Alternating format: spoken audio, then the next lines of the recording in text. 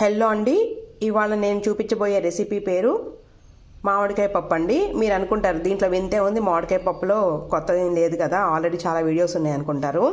అయితే నేను ఇప్పటికిప్పుడు మార్కెట్లోంచి తెచ్చేం చేయట్లేదండి. మామిడికాయ ఆల్రెడీ సమ్మర్లో ఒక 20 మామిడికాయలు తీసుకుని నేను బాగా చిన్న చిన్న ముక్కలు కోసేసి ఇదిగోండి ఎండబెట్టేశాను. అయితే వాటిని వాడుతూ ఉంటాను అనమాట. పప్పు అయితే ఆల్రెడీ నేను నానబెట్టుకున్నానండి. మనకు టైం ఉంటే నానబెట్టుకుంటే త్వరగా ఉడికేస్తుంది. ఇదిగోండి కుక్కర్లో వేసేసాను పప్పు. అయితే ఇప్పుడు అన్నీ కూడా ఒకేసారి వేసేస్తానండి. నేను వీటిని 2 సార్లు కడిగి రెడీగా పెట్టాను. అయితే ఉడికేస్తుందండి, ఇబ్బంది ఏం లేదు. కాకపోతే కొంచెం విజిల్స్ రానియండి, ఎక్కువ 5-6 విజిల్స్ రానియండి, ఉడికేస్తుంది. ఇదిగోండి ఆనియన్స్ అన్నీ కలిపేసి నేను దీంట్లోనే వేసేస్తాను అనమాట. దీంట్లోనే కారం కూడా వేసేసినాక నెక్స్ట్ పసుపు, సాల్ట్ అయితే వేయొద్దండి. ఇంతే సింపుల్. మనం కుక్కర్ మూత పెట్టేసి విజిల్ పెట్టేసి ఒక 5-6 విజిల్స్ రానిద్దాము. ఇదిగోండి కుక్కర్ మూత అయితే పెట్టేశాను. ఇదిగోండి విజిల్ పెట్టాను.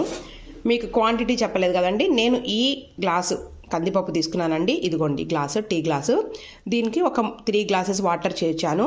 ఇంకో ½ గ్లాస్ ఎక్స్ట్రా అయినా కూడా నో ప్రాబ్లం. నేనైతే సుమారుగా పోసాను, మీకు క్వాంటిటీ తెలియడం కోసం చెప్తున్నాను అనమాట.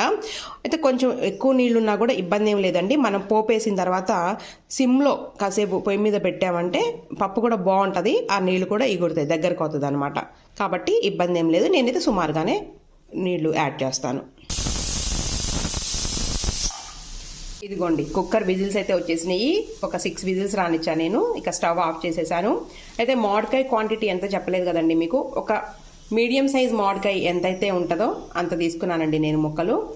మహా అంటే మనకి ఒక చిన్న గుప్పెడు ముక్కలండి అవి, అంతే.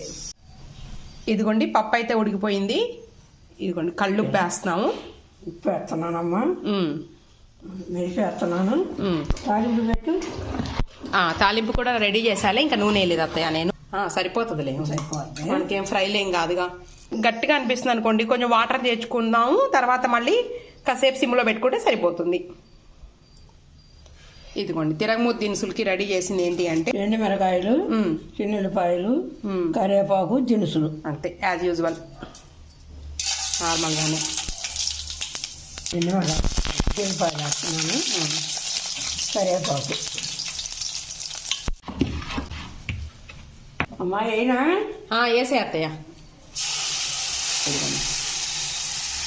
ఇదిగోండి కొంచెం పప్పు గట్టిగా ఉందంటున్నారు అత్తయ్య, కొంచెం వాటర్ చేరుస్తున్నాము.